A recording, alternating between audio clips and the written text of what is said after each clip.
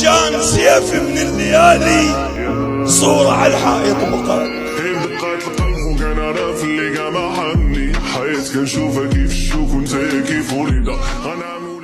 انا عندي بيت شعر اقول اللؤلؤ باللظم كلش جميل يصير، بس هو الحكي على رقبه العلم.